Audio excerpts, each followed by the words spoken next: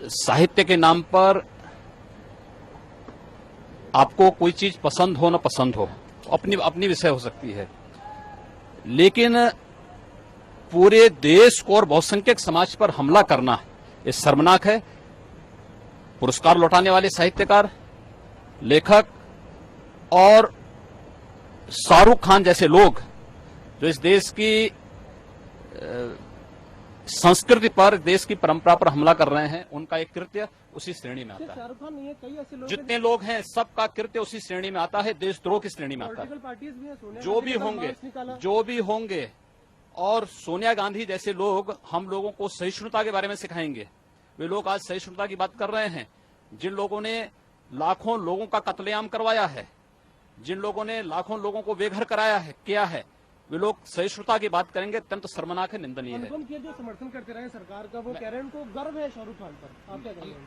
गर्व कोई भी कर सकता है, ये अपना अपना विषय हो सकता है, लेकिन भारत की संस्कृति पर, भारत के बहुसंख्यक समाज पर, भारत की उदार, सहिष्णु और विश्व बंधुत्व की भावना रखने वाली इस परंपरा पर छीटाकशी करना, उसकी छवि को अंतर्राष्ट्रीय स्तर पर धूमिल करना, ये देशद्रोह से कम नहीं है। प्रश्न लूंगा, हाफिज सईदी क्यों चुना आपने? हाफिज सईद मैंने नहीं चुना था, ये आपके पत्रकार ने पूछा था कि हाफिज सईद ऐसे कह रहा है, तो मैंने कहा जैसे यहाँ के लोग कर रहे हैं वैसे वो भी कह रहा है। पूछा गया था, जिसकी वजह से सब मेरे ऊपर चढ़ बैठे और बातें कर रहे हैं, वो पूछा गया था कि आपको क्या लगता है फ्यूचर जो पीढ़ी है उनके लिए क्या आप बोलेंगे, क्योंकि अब मुझे लगता है मैं कुछ सीनियरिटी जोन में आ गया हूँ। आप जितना सीनियर नहीं हूँ, लेकिन सीनियरिटी जोन में आ गया हूँ।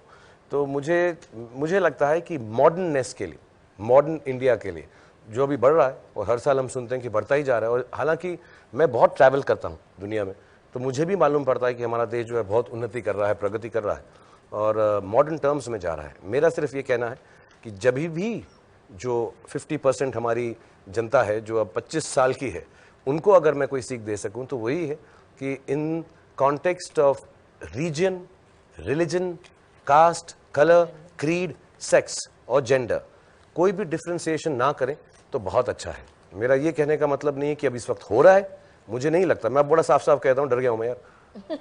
सब कुछ बहुत अच्छा है हमारे देश में। God bless India, long live us, long love us Indians, कोई प्रॉब्लम नहीं है। और मेरे साथ किसी ने कुछ इंटॉलरेट नहीं किया है, सिवाय इसके कि जब मैं सिगरेट पीता हूँ लोगों के सामने तो बुरा मान जाते हैं, अदरवाइज, और वो भी टॉलरेंट ही हैं बेचारे, मान लेते हैं गलत काम करता हूँ मैं जो कहता हूँ, जो कुछ करता हूँ उसमें कहीं पर भी मैंने ऐसी बात नहीं की है, ना मैं कहना चाहूंगा। और प्लीज, एक दो बेवकूफ इंसान अभी भी होंगे, कहेंगे कि फिल्म रिलीज हो रही है इसलिए कह रहे हैं, नहीं, बिल्कुल नहीं, मुझे कोई फर्क नहीं पड़ता। जो सच्चाई है वो सच्चाई है, और मैंने कभी ऐसा बोला नहीं है, ना मैं ऐसा समझता हूँ। I think we are on the cusp of modernization and the best of places a country can be. We will, we can, and we should be a superpower.